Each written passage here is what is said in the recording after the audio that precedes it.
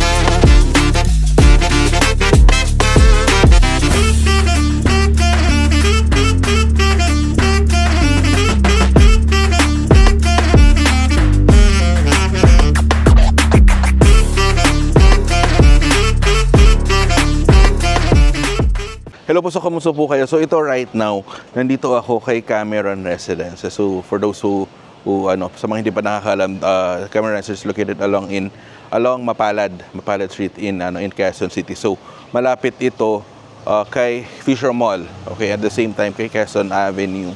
So lang siya, malapit lang din itong project na to. So this project consists of one tower lang siya, one high-rise building lang po ito. Okay. So ito yung parang rotonda natin.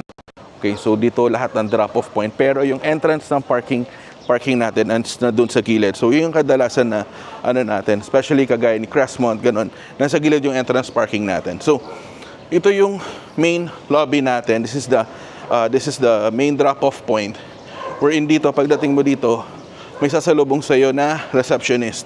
So nandito yung concierge natin. Okay? And then dito sa left side natin, nandito ngayon yung first pool natin. Okay? So this is the part of the amenity level natin. So this is the kiddie pool. Okay? So sa kiddie pool natin, meron tayong rock slide pool. Okay? So ngayon, balik tayo ngayon dito. So pag natin dito sa may receptionist. So dito, lahat ng guests natin, dito dadaan. Okay? Ngayon, ito yung kagandahan dito kay Decameron. So, yung swimming pool, yung lap pool and lounge pool natin is parang kinumbine na siya as one. So, ito meron tayong lounges dito sa area na to. And then, nandito yung lap pool natin at saka lounge pool natin. 'Di ba? So, a resort-inspired feel na swimming pool natin. So, napakaganda. So, parang nasa hotel ka na. So, same lang din ito, same concept as Sheridan Towers. Kung nakapunta kayo kay Sheridan Towers, ganito rin yung part ng swimming pool niya. May portion na tower na nasa ilalim na ganito rin yung yung pool niya. So napakaganda, napakasarap maligo dito. Especially na ngayon summer. Ang ganda ng ang sarap maligo, ang sarap gamitin lahat ng amenities natin, 'di ba? So ayan ang lap pool natin. So dito, ang lap pool natin, standard size pero 3 lanes lang siya. Okay? So, dito naman sa area na to, so here's the elevator lobby. Okay? So here in the Cameron, meron tayong 8 elevators. Okay? 8 elevators siya dito sa building na to. So that accommodates, I think, minimum yan, mga 25 or 23 units per floor. Konti lang ito. Parang same lang din ni Prisma Residences and the Crestmont. Okay? And then, dito sa area, this is the side na to, this is the audiovisual room or the entertainment room. So, wala lang ilaw. Pero, here, ito pwede nyo siyang magamit. Pwede nyo siyang magamit during parties, ganon. Diba? So, ito pwede nyo siyang during events, small events. So, sorry, wala lang ilaw, hindi lang nakabukas. Ayan. And then, dito sa portion na to, this is the ating open lounge area. So, dito, cafe. So, soon, merong magbu-brew dyan. And then ito yung, yung lounge area natin. Wherein, pwede kang mag-chill dito, di ba? And then sa mga guests natin, pwede nyong gamitin ito as a waiting area. And then dito sa side na to, yung children's area natin, children's playground. Okay, so medyo modern na rin yung children's playground natin. Dito merong slide and may seesaw. At the same time, meron tayong trampoline dito. Okay? Ayun. And then also, as a part of the amenity natin, as a part of the game area natin, dito meron tayong table tennis dito. Okay, katabi nitong lounge natin dito. Okay? So ngayon, after nito, tara, samahan nyo ako. Punta tayo sa roof deck. Okay pa? Hello po. So ngayon, nandito ngayon tayo sa roof deck natin. Okay, kay Cameron. So we're on the 47 kasi yung residential natin hanggang 46 eh.